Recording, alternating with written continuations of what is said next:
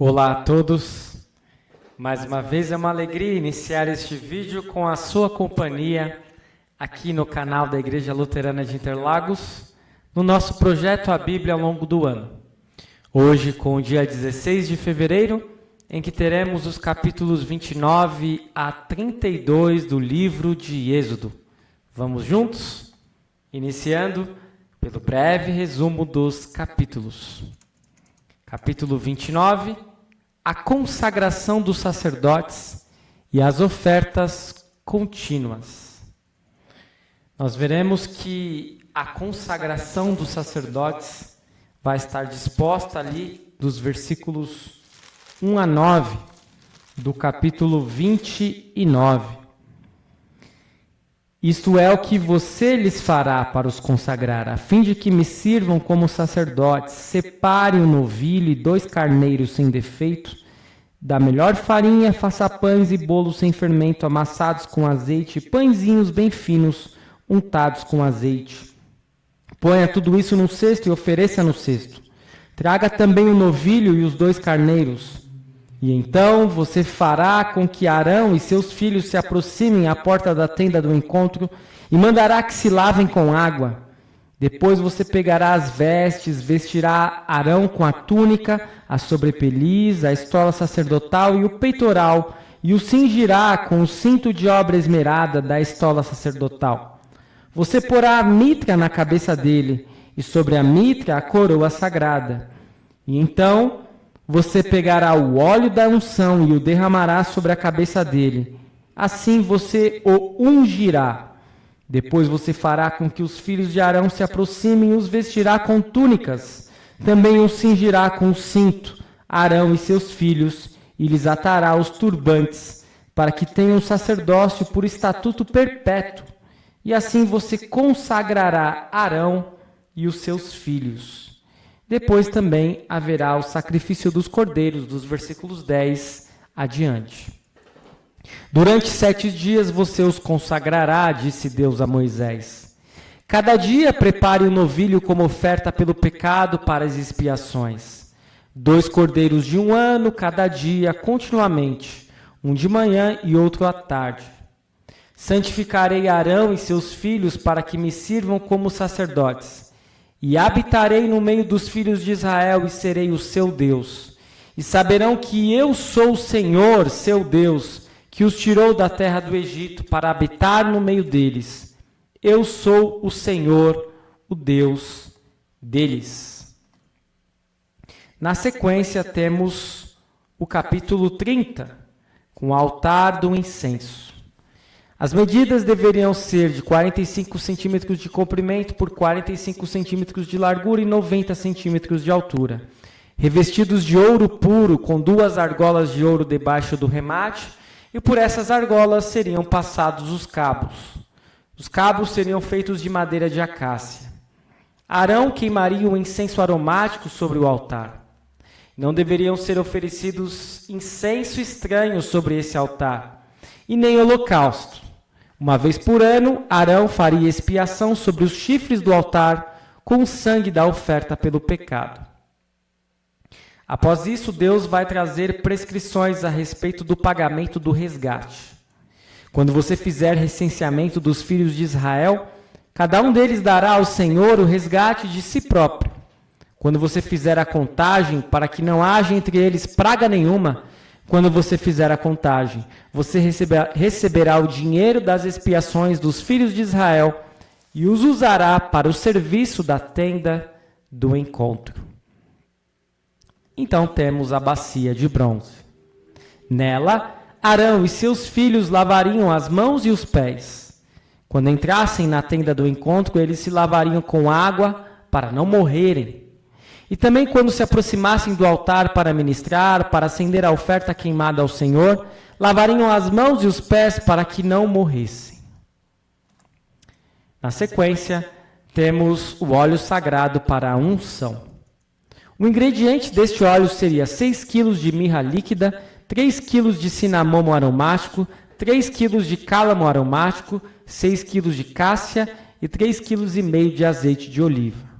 Com o óleo, você deveria ungir, de acordo com Deus, a tenda do encontro, a arca do testemunho, a mesa com seus utensílios, o candelabro com seus utensílios, o altar do incenso, o altar do holocausto, a bacia com seu suporte, Arão e seus filhos.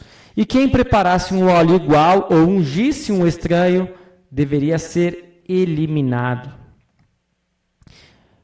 Passamos então para o incenso santo, que teria como ingredientes substâncias aromáticas, estorá, quiônica, gálbano, incenso puro e tempero com sal puro e santo. Onde seria utilizado o incenso? Moído uma parte deste incenso e colocado diante da arca do testemunho. Não deveria ser feito para uso pessoal. Então temos no capítulo 31 os artífices da obra do tabernáculo. Deus chamou Bezalel, filho de Ur, da tribo de Judá, e o encheu do Espírito de Deus, de habilidade, de inteligência e de conhecimento, para elaborar desenhos e trabalhar em ouro, prata e bronze. Deus também chamou Aholiabe para trabalhar com Bezalel. E o que eles fariam? A tenda do encontro, a arca do testemunho, o propiciatório, a mesa com seus utensílios, o candelabro, o altar do incenso, o altar do holocausto, a bacia com suporte, as vestes sagradas do sacerdote Arão e de seus filhos, e o óleo da unção e o incenso aromático. Muita coisa, né? Para apenas 2 homens. Mas foi assim que Deus determinou. Depois temos uma previsão a respeito do sábado e das 2 tábuas do testemunho. Certamente vocês guardarão os meus sábados, disse Deus. Aquele que o profanar morrerá. Quem nesse dia fizer alguma obra será eliminado do meio do seu povo. As 2 tábuas aparecem aqui de forma literal, tábuas de pedra, escritas pelo dedo de Deus. E finalmente chegamos no capítulo 32, que talvez seja um dos capítulos mais tristes do livro de Êxodo, com o bezerro de ouro. O povo viu que Moisés demorava para descer do monte.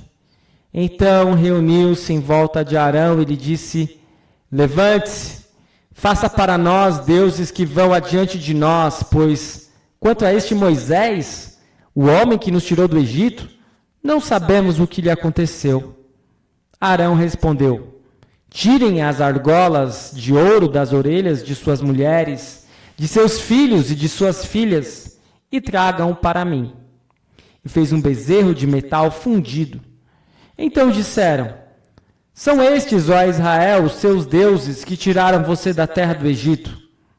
Arão edificou um altar diante do bezerro de ouro, e no dia seguinte madrugaram, ofereceram holocaustos e trouxeram ofertas pacíficas.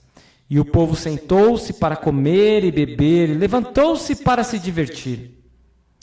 E Deus avisou o que estava acontecendo a Moisés, e disse para ele descer e avisar que a ira se acenderia contra eles, a sua ira, a ira de Deus. Mas Moisés suplicou ao Senhor, dizendo: ó Senhor, por que se acende a tua ira contra o teu povo que tiraste da terra do Egito com grande poder e forte mão? Por que deixar que os egípcios digam: ele os tirou de lá com más intenções para matá-los nos montes e para eliminá-los da face da terra? Deixa de lado o furor da tua ira e muda de ideia quanto a este mal contra o teu povo. Lembra-te de Abraão, de Isaque e de Jacó. Então, com esta súplica de Moisés, o Senhor mudou de ideia. Logo que se aproximou do arraial e viu o bezerro e as danças, Moisés ficou muito irado. Arremessou as tábuas de pedra das suas mãos e quebrou-as ao pé do monte. E pegou o bezerro, queimou-o e o reduziu a pó, que espalhou sobre a água e deu de beber aos filhos de Israel. Arão tentou se justificar, lá nos versículos 22 a 24, dizendo o seguinte: Não fique irado, meu senhor, você sabe que este povo é propenso para o mal. Pois me disseram, faça para nós deuses que vão adiante de nós. Pois quanto a este Moisés, o homem que nos tirou da terra do Egito, não sabemos o que lhe aconteceu. Então eu lhes disse, quem tem ouro, tire-o. Eles o deram para mim, eu lancei no fogo e saiu este bezerro. É uma história meio mal contada de Arão, né? Moisés, então, mandou matar os idólatras. Moisés pôs-se em pé à entrada do arraial e disse, quem é do Senhor, venha até mim. E se juntaram a ele todos os filhos de Levi. Cada um põe a espada na cintura. Passem e tornem a passar pelo arraial de porta em porta. E cada um mate o seu irmão, o seu amigo e o seu vizinho. E naquele dia morreram cerca de 3.000 homens. E finalmente Moisés intercede pelo povo novamente. No dia seguinte, Moisés disse ao povo, vocês cometeram um grande pecado. Agora, porém, subirei ao Senhor. Talvez eu possa fazer propiciação pelo pecado de vocês.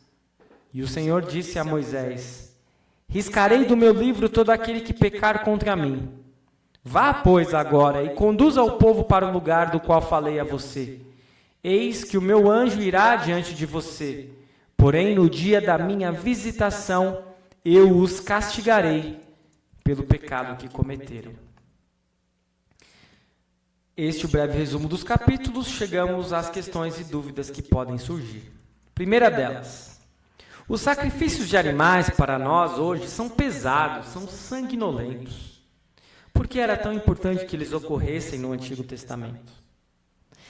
Primeiro de tudo é que a gente precisa analisar que os outros povos era algo muito pior, porque eles sacrificavam crianças, eles sacrificavam pessoas, mulheres. E Deus exige o sacrifício de animais. E um outro momento, numa outra questão que nós precisamos refletir, é que o sacrifício de animais aponta para o sacrifício de Cristo. Questão 2. Por que não precisamos mais sacrificar animais hoje? Nós já vimos isso antes, mas é sempre bom frisar, porque Jesus se sacrificou uma vez por todas, por cada um de nós. Questão 3. Por que a lavagem de mãos e pés era algo tão importante? Como podemos nos purificar para participarmos de nossos cultos? Era necessário se purificar para estar na presença de Deus. E podemos nos purificar procurando agir bem e utilizando palavras castas e decentes. Questão 4. O incenso não é utilizado em nossas celebrações atuais aqui no Brasil, mas é utilizado em muitas cerimônias de outras religiões. Você acha interessante retomarmos o uso do incenso em nossas cerimônias? Qual seria a função do incenso? Não há incenso nos cultos luteranos do nosso país, pelo menos eu não me lembro de ter sentido o cheiro. Mas nas igrejas luteranas dos Estados Unidos e algumas da Europa, o incenso ainda é utilizado. É importante frisar que o incenso ele é bíblico, ele não é pagão, ele não é de outra religião. E ele traz uma simbologia das nossas orações, louvores e ofertas subirem até Deus. Questão 5. Por que será que o sábado recebe tanta atenção de Deus no Antigo Testamento? O que fica para nós hoje? Um dia de descanso. É isso que o sábado representa. Mas não só para ficar sem fazer nada, mas para reservar este dia para o Senhor. Para nós fica a ideia de dedicarmos pelo menos um dia para Deus. Questão 6. Deus escolhe 2 homens como artífices da obra do tabernáculo. Quais são os atributos que Deus concede a eles? Qual deveria ser o primeiro critério na escolha de pessoas para o serviço da igreja? Os atributos que Deus concede aos artífices da obra do tabernáculo são o seu próprio Espírito, o Espírito de Deus, habilidade, inteligência e conhecimento. Todos esses atributos até podem ser muito bem-vindos no trabalho da igreja, mas um não pode faltar, que é o Espírito de Deus. Questão 7. Por que o povo achou por bem fazer outro Deus e adorá-lo? Podemos cair na mesma tentação? O povo achava que Moisés estava demorando muito, ele ficou 40 dias, 40 noites lá. Eles achavam que Moisés não voltaria mais, então eles providenciaram com muita pressa aquilo que seria a solução para os problemas deles, mas se deram muito mal. Questão 8. Moisés intercede pelo povo para que Deus não se ire contra este povo. Mas após isso, Moisés sente raiva, quebra as tábuas da aliança, manda o povo beber água com ouro e junta um grupo para matar cerca de 3.000 homens. Moisés teria passado do ponto na repreensão aos pecadores? Qual seria a punição justa que todos mereciam? A verdade é que Moisés estava em uma posição difícil. Ele era líder, ele precisava cumprir as ordens de Deus e fazer com que o povo também cumprisse. Mas o povo não é fácil. E por isso a dificuldade de Moisés. A punição justa do ponto de vista da lei de Deus era exatamente a punição que eles sofreram. A morte pela idolatria. Questão 9. E Arão? Não seria ele o principal responsável na ausência de Moisés? Por que Arão não sofreu punição? A verdade é que Arão ele vai sofrer sim punição. Ele vai morrer. E ele morreu com a idade de 123 anos, próximo da terra prometida. A punição que Arão recebeu foi a de não entrar na terra prometida. Finalmente, chegamos ao terceiro e último ponto deste estudo com os aspectos teológicos. Temos hoje mais 3 aspectos a destacar. Primeiro deles, bastam 40 dias da ausência de Moisés que o povo procura por outros deuses. Eis a inconstância que acompanha todos nós e que precisa ser combatida. Nem sempre nós estaremos sentindo a presença de Deus, e quando nós não sentirmos diante de desafios, de dificuldades, de aflições, nós teremos a tendência a fazer o que os israelitas fizeram, a construirmos bezerros de ouro, por aí. Adorarmos outros deuses, apelarmos para outras instâncias, quando na verdade só precisamos crer em Deus.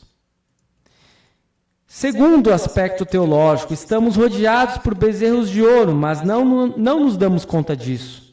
Que Deus possa nos iluminar para enxergarmos os falsos deuses e que possamos render louvores ao único Deus. Terceiro e último ponto, a glória e o poder de Deus nos seduzem e por vezes podem ser sentidos. Mas Deus se revela mesmo na fraqueza, na cruz e no sofrimento. Que possamos reconhecê-lo diante destes momentos e nos apegarmos mais a Ele em todos os momentos. Eu espero que tenha sido de grande proveito este vídeo para a sua fé, para a sua caminhada. Continue seguindo este nosso projeto amanhã com mais 4 capítulos do livro de Êxodo, Êxodo 33 a 36. Não deixe de ler, pois deste modo este vídeo terá muito mais proveito para você e para a sua vida. Até o nosso próximo vídeo. Muito obrigado. Fique na paz do Senhor.